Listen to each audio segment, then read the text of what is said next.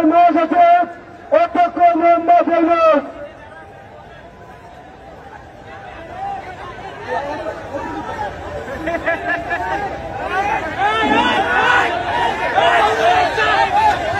আসসালামু আলাইকুম। আপনি কি মুনতাসির আহমেদ বলছিলেন? জি, মুনতাসির বলছি। কে বলছেন? জি। জি বলেন। ও আসলে আপনার সঙ্গে ফ্রি আছেন কি? একটু কথা বললাম 2 মিনিট। হ্যাঁ শিওর বলেন। আসলে আমরা ছোট্ট একটা ভিডিও দেখতে পাচ্ছি, যেখানে হচ্ছে গতকাল যখন আপনারা আসছিলেন, মূলত বিশেষ করে আপনি ওই হাসনাত আব্দুল্লাহ সামনে দাঁড়াচ্ছিলেন, তখন একটা ছোট একটা বাঘ বিতরণ এরকম একটা ভিডিও আমরা দেখতে পাচ্ছি। এই বিষয়ে আসলে জানতে চাইছিলাম যে ঠিক কি হয়েছিল ওই মুহূর্তে আপনার সাথে। জি, গতকালকের ঘটনা যদি একটু বলি তাহলে হলো আমরা আওয়ামী লীগ ফ্যাসিবাদী গণহত্যাকারী দল হিসেবে নিষিদ্ধের সেই দাবি থেকে আমাদের এই আন্দোলনে সংশ্লিষ্টতা অংশগ্রহণ সেটা শুরু থেকে ছিল।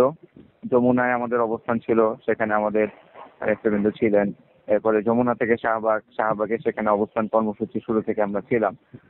তো গতকালকে যে কর্মসূচি, সেই কর্মসূচিতে আমরা বড় একটা অংশগ্রহণ এবং বড় একটা শক্তি এখানে অন্তর্ভুক্ত হওয়ার এই জায়গা থেকে দুপুরে বাইতুল মোকাররমে আমরা দুপুর 2টা থেকে জমায়েত করি, গণজমায়েত হয় ইসলামী আন্দোলন ঢাকা মহানগর উত্তর দক্ষিণ ব্যানারে।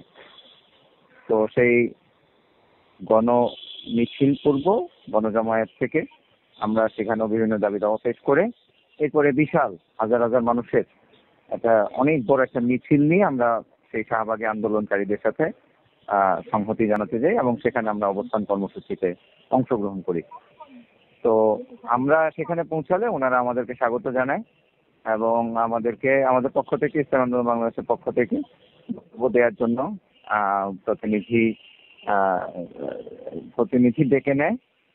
তো সেই জায়গা থেকে ইসলামী আন্দোলন বাংলাদেশের সিনিয়র নেতৃবৃন্দরা ওখানে ছিলেন। মহাসচিব হুজুর ছিলেন, আমাদের অধ্যক্ষ হাফেজ মাওলানা ইউনূস আহমদ, যুগ্ম মহাসচিব আমাদের গাজী আতাউর রহমান সাহেব ছিলেন, আমাদের যুগ্ম মহাসচিব শেখ ফজলে বাড়ি মাসুদ ভাই ছিলেন, আমাদের সহকারী মহাসচিব সৈয়দ ইসহাক মোহাম্মদ আবুল সাহেব সাহেব ছিলেন, আমাদের প্রবাসী কল্যাণ সম্পাদক এখানে খলিলুর রহমান ভাই ছিলেন এবং আমি ইসলামী ছাত্র আন্দোলন বাংলাদেশের কেন্দ্রীয় সহসভাপতি হিসাবে এবং ছাত্র আন্দোলনের প্রতিনিধি হিসাবে সেখানে ওই প্রতিনিধি টিমের সাথে ছিলাম। তো আমরা সেখানে যাওয়ার পরে ওনারা আমাদেরকে বক্তব্য দেওয়ার সুযোগ দেন।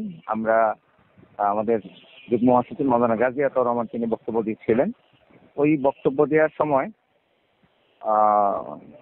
আমাদেরকে বলা হয় যে আপনারা এখানে বসে পড়েন। আমরা সেখানে হাসনাত ভাই ছিলেন, সেখানে আরো নেতৃবৃন্দ ওখানে উপস্থিত যারা ছিলেন, আমরা বলি যে আমরা নেতৃবৃন্দ এখানে বক্তব্য রাখার জন্য এসেছেন, বক্তব্য রাখছেন, আপনারাই ডেকে নিয়েছেন, বক্তব্য শেষ হয়ে গেলে আমরা এখান থেকে চলে যাব, সর্বোচ্চ 5-7 মিনিট হয়তো 10 মিনিট, এই সময় পরে আমরা এখানে দাঁড়াবো না, আমরা বাহিরে গিয়ে আমাদের অবস্থানটা নিব। এছাড়াও আমাদের আরো কিছু কার্যক্রম ছিল, যে কার্যক্রমগুলোর মধ্যে শরবত বিতরণ ছিল, পানি বিতরণ ছিল, ছাত্র আন্দোলনের কিছু অ্যাক্টিভিটিস ছিল। আমরাও একটা জায়গা অবস্থান নিয়েছিলাম একবারে সেটার চলছে সেই। তো সেখান থেকে আমরা নেতৃবৃন্দের বক্তব্য করে বের হয়ে আসার ব্যাপারে আমরা এখানে বলেছিলাম। তো 2-3 বার আমাদেরকে এখানে মানে বসার জন্য বলা হয়। তো আমরা 2-3 বারই বিষয়টা স্পষ্ট বলেছি। সর্বশেষ যেটা করা হয় যে আমাদের সাথে একটু বাজেভাবে একটু জোর করেই আমাদেরকে আসলে বসিয়ে দেওয়ার চেষ্টা করা হয়, যেটা হয়তো আপনারা ভিডিওতে দেখেছেন। এখানে পেছন থেকে একজন নারী, তিনি পাঞ্জাবি আমার টেনে ধরে মানে বসিয়ে দিতে চান। হাসনাত ভাই আমাকে হয়তো সেই সময় আন্দোলনের যে পরিস্থিতি, সেই পরিস্থিতির কারণে বুঝতে পারেন নাই, সেই জায়গা থেকে তিনিও মানে বসে যাওয়ার জন্য একটু বাজেভাবেই আমাদেরকে বলেন, সেটা তো আপনারা ভিডিওর মধ্যে দেখেছেন।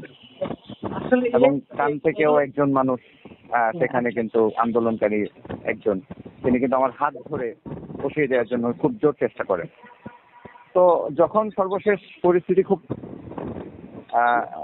মানে এরকম পরিস্থিতির দিকে যখন চলে আসি, তখন আমি আসলে ওখান থেকে একটু সরে যাই নেতৃবৃন্দের পিছনে গিয়ে দাঁড়াই, এরপরে বক্তব্য শেষ হলে সেখান থেকে চলে আসি। আমরা সেখানে কোনো ধরনের সিন ক্রিয়েট করতে চাইনি, এবং এই আন্দোলনে কোনো ধরনের খারাপ একটা পরিস্থিতির সৃষ্টি হোক, নিজেদের মধ্যে ভুল বোঝাবুঝির সৃষ্টি হোক, এটা আসলে আমরাও চাইনি। কিন্তু সেখানে যে আচরণটা মানে যেভাবে একেবারে শারীরিকভাবে আমাদের সাথে করা হয়েছে, বা সেই পরিবেশটা যেভাবে তৈরি হয়েছিল, সেটার জন্য আমরা আসলে প্রস্তুত ছিলাম না।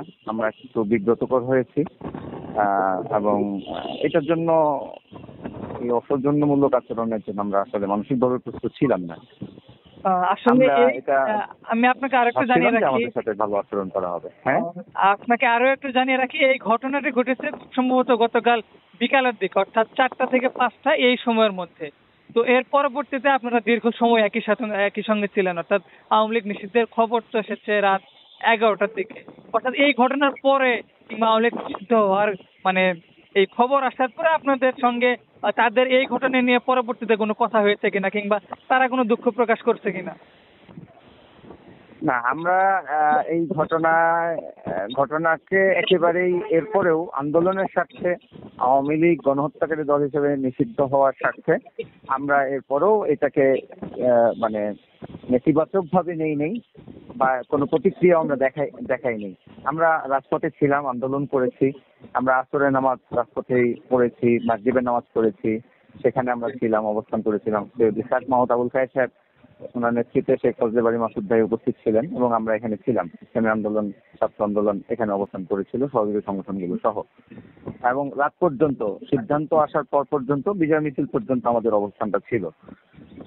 তো আমরা কালকে এই ঘটনা পরবর্তী দুঃখ প্রকাশ করার যে আলাপ, সেটা আসলে ওইভাবে আসে নাই।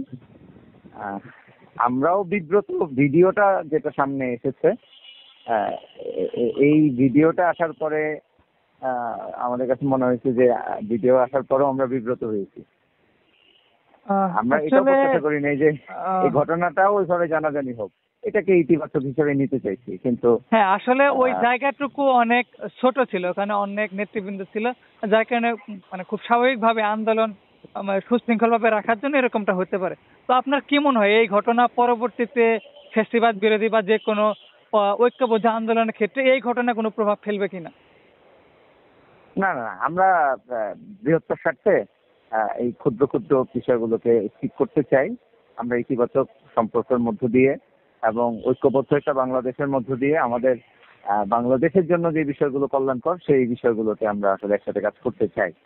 আমরা আশা করছি যে এই বিষয়গুলো বৃহত্তর পরিসরে কাজ করতে গেলে নেতিবাচক হিসাবে থাকবে না, এটা আমরা আশা করছি। এবং এই আর কি। আপনাকে অসংখ্য ধন্যবাদ।